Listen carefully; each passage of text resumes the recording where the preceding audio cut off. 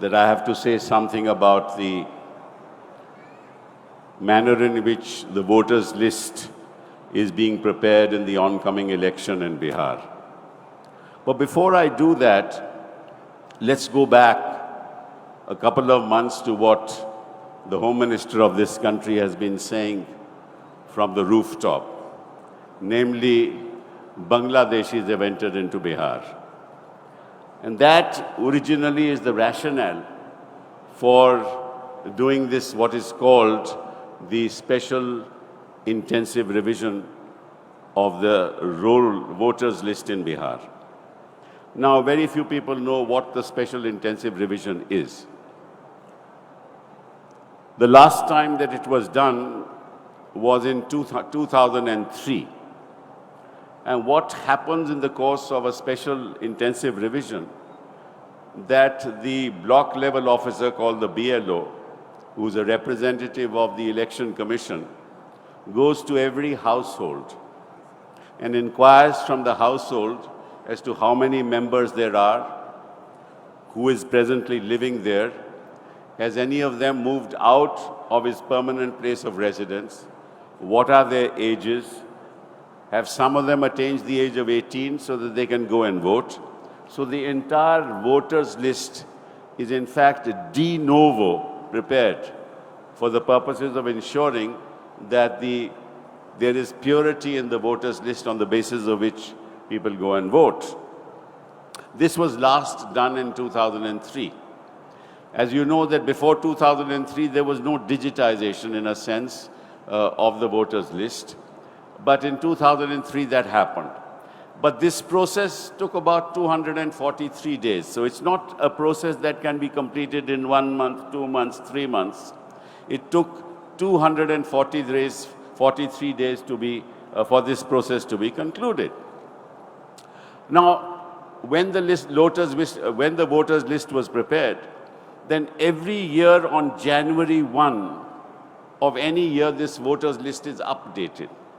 An updation is done through a process called a summary revision. In other words, every January 2001, 2004, January 2005, January 2006 onwards, January 1, the voters list is updated till 2025. That's the requirement of the law. So in fact, the Election Commission had a voters list in 2025, which was uploaded pursuant to a special intensive revision way back in 2003. And the chief election commissioners have been telling me personally, who have retired, that there is no need for a de novo special intensive revision because it was already done and all that is needed, all that is required is to update it. But as you know, as I started and I told you, that it is the Home Minister who keeps on saying from the rooftops, but Bangladeshis have entered into Bihar. Now, in the course of what has been happening in Bihar, the Election Commission has not cited a single Bangladeshi who has come into Bihar. Not a single Bangladeshi has been cited. So obviously, it was a ruse. Now the question is, why are they doing this? And the reason is very simple. Right from 2014, the BJP has been adopting methodologies, adopting procedures through which they can somehow win the election by means fair or foul, and most of them are foul. They have, in the process, they have manipulated the laws. In the process, they have used the PMLA, that is the Enforcement Directorate, to prosecute people. They have been forced to use, or they are using the CBI for their political ends. This is what is called the weaponization of the laws. And in the meantime, as you have seen in Maharashtra, they added votes to ensure that they win. And in Bihar, they are deleting votes to ensure that they will win and manipulating votes. So the whole purpose of the exercise is to manipulate the voters list, which is the bedrock of the Indian democratic system. In other words, if the voters list is polluted, there can be no fair election. And they know that because the people of the country have now realized that these people in the last 11 years have not delivered for the people of India, naturally They know that the people of India are standing against them, and come 2029, they'll be defeated in the election. Therefore, they are trying to manipulate the voters list in every state in this country. The next they will go to is West Bengal. Thereafter, they're going to various other states.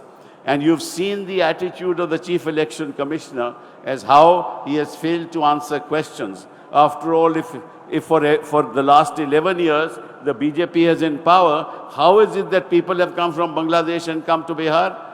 And if some of them have come, that's the responsibility of the Home Minister. How can he use that as an excuse to say that I will redo or de novo decide on redoing the voters list? Now, what does this voters revision involve? As I told you previously, every block level officer would have to go to each household to find out as to who is present there, who has come of age, who is now going to be included in the voters list, how many people have died, how many people have moved out of their ordinary place of residence. But this time, this method is not used. Now what they are doing is, they say that every household will have to fill what is called an enumeration form. And that enumeration form has certain criteria which are required to be filled. And there are 11 such documents in the enumeration form. And what the Election Commission says is, not that they go to any household. They say, if anyone in a household who is of voting age has any one of the 11 documents in that enumeration form, he will be entitled to vote. Now, according to us, this is an exclusionary exercise. For example, they say if you have a passport, you are entitled to vote. How many people in Bihar have a passport? 2.84% of the people in Bihar have a passport. They say if you have a class 12 certificate or a class 10 certificate, how many people go to schools in Bihar in class 12? Many of them drop out after class 10. So lakhs and lakhs will be excluded in the process. Then they say if you have a pension certificate. Now, how many people are employed in Bihar who can show that they earn pension? These are only government servants who will be earning pension. That's very few. So the purpose is that if they don't have any one of these 11 documents, then they shall be excluded. Then they say you should have a school certificate or you should have a birth certificate. Now I know, and I can say that for myself, there are many, many lakhs of people in this country who cannot produce a birth certificate. They say, okay, you produce your father's or your mother's birth certificate. Supposing a woman is married in Bihar and she comes from another province, another state, or she comes from another part of Bihar, she has to go back to the family and find out what is the birth certificate, where is the birth certificate of her father, or what's the date of birth of the father. Most people would not know. So in a sense, the whole exercise is an exclusionary exercise. And the purpose of an election commission is to include people in the voters list. In other words, it should be an exercise in inclusion rather than an exercise in exclusion. And that's what the election commission is doing. With great difficulty, we were able to persuade the Supreme Court of India to say that, look, why don't you accept the Aadhaar card as the basis for allowing a person to vote, whether it's a man or a woman? Now, almost 88.7% of people in Bihar have an Aadhaar card. As you know, Bihar is one of the most underdeveloped states in this country. The rate of literacy in Bihar is 61%, as opposed to 74% in the rest of India. It is 88% of the people of Bihar live in rural areas. 28 of the 38 districts in Bihar are flooded during monsoon. Where are they going to find documents to give to the Election Commission?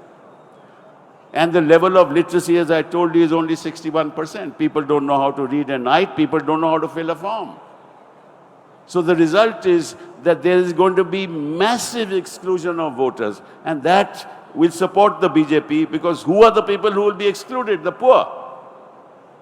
The poor will be disenfranchised. The scheduled castes, the scheduled tribes, the other backward classes. they'll be disenfranchised.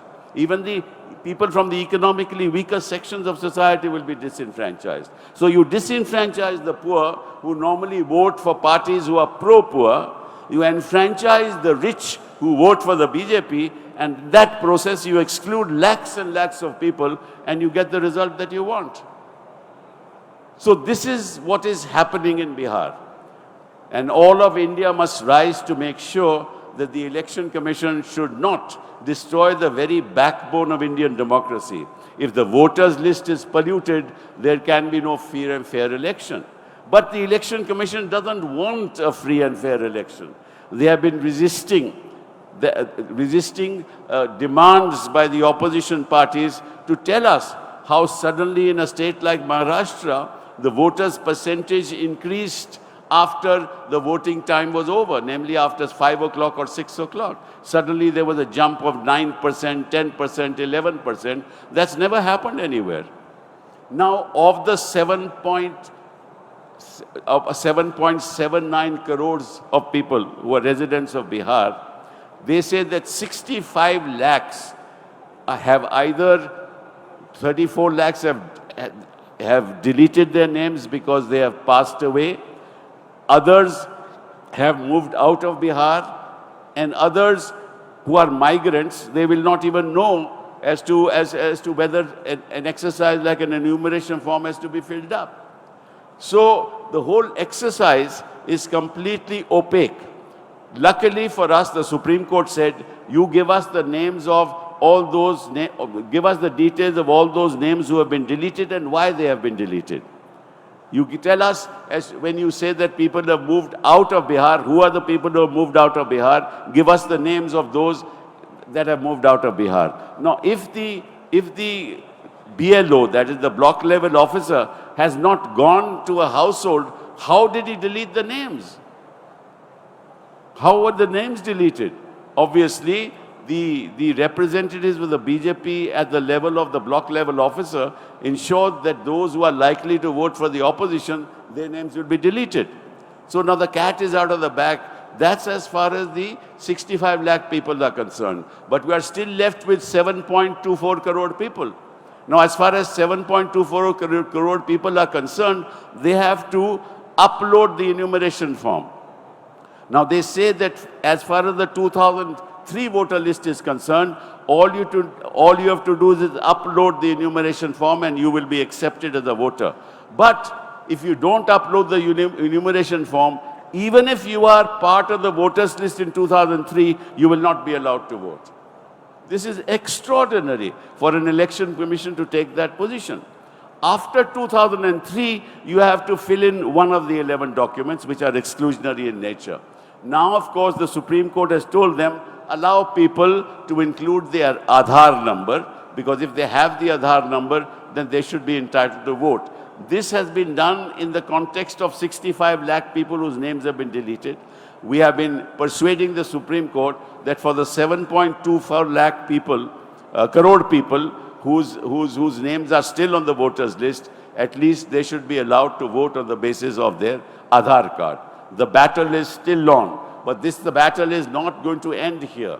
This battle has started from Bihar. It will reach every state of this country, and all the leaders of the IUML, all the leaders of the Congress Party, all the leaders of the TMC, all the leaders of the RJD, all the leaders of all opposition parties must get together, stand up for democracy in India. That is the only way that this country will survive, and that's the only way we can rid of this vicious, toxic rule which we have suffered for since 2014.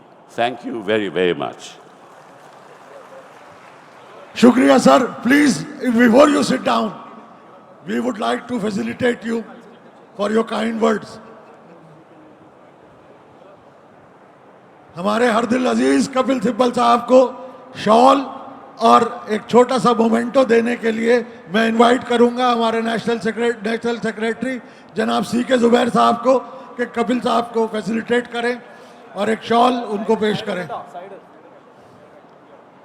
Kapil साहब को सुनना हमेशा ऐसा है कि एक student अपने teacher को सुनता है, वो इतनी क्लैरिटी के साथ अपनी बात रखते हैं कि हम सबको सारी बातें समझ में आ जाती हैं। जोरदार तालियां कपिल साहब के लिए। बहुत बहुत शुक्रिया कपिल साहब।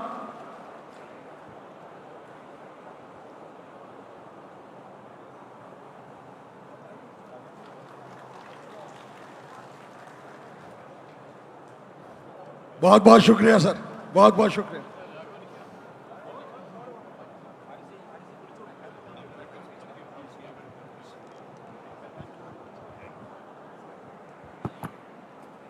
Thank you, sir, for